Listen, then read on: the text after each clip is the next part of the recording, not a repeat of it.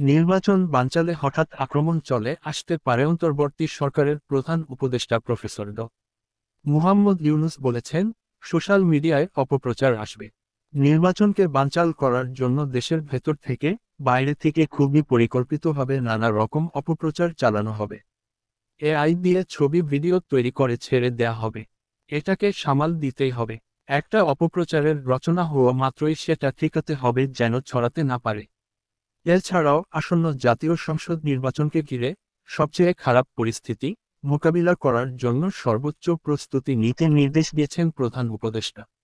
গতকাল নির্বাচনের প্রস্তুতি নিয়ে সরকারের উচ্চ পর্যায়ের এক বৈঠকে এমন নির্দেশনার কথা জানিয়েছেন প্রধান উপদেষ্টার প্রেস সচিব শফিকুল আলম। রাষ্ট্রীয় অতিথি ভবন যমুনায় 2 ঘণ্টার বেশি সময় ধরে এক বৈঠক অনুষ্ঠিত হয়েছে। পরে ফরেন সার্ভিস একাডেমিতে এসব বিষয়ের সংবাদ সম্মেলন করেন প্রেস সচিব। তিনি বলেন, সামাজিক যোগাযোগ মাধ্যমে মিথ্যা তথ্য ছড়ানো, নির্বাচনের আগে গুরুত্বপূর্ণ পদায়ন, নির্বাচন কর্মকর্তাদের প্রশিক্ষণ এবং আইনশৃঙ্খলা পরিস্থিতি নিয়ন্ত্রণ নিয়ে প্রায় 2 ঘণ্টা বৈঠক হয়েছে।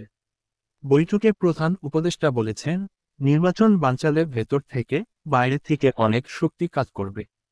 ছোটখাটো নয়, বড় শক্তির কাছ থেকে আক্রমণ চলে আসতে পারে। এই নির্বাচন চ্যালেঞ্জিং হবে।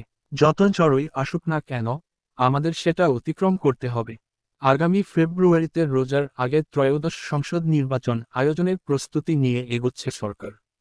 নির্বাচন সংক্রান্ত সব প্রস্তুতি 15ই নভেম্বরের মধ্যে শেষ করতে বলেছেন তিনি। সামাজিক যোগাযোগ মাধ্যমের অপথ্যের নিয়ন্ত্রণের প্রস্তুতি বিষয়ে প্রধান উপদেষ্টার বরাতে শফিকুল আলম বলেন, সোশ্যাল মিডিয়ায় অপপ্রচার আসবে। নির্বাচনকে বানচাল করার জন্য দেশের ভেতর থেকে বাইরে থেকে খুবই পরিকল্পিতভাবে নানা রকম অপপ্রচার চালানো হবে। এআই ছবি ভিডিও তৈরি করে ছেড়ে দেয়া হবে। এটাকে সামাল দিতেই হবে। একটা অপপ্রচারের রচনা হওয়া মাত্র সেটা ঠেকাতে হবে যেন ছড়াতে না পারে। ইউনূস বলেছেন, আগামী নির্বাচন সুন্দর ও উৎসবমুখর করতে হলে মানুষের কাছে পৌঁছাতে হবে।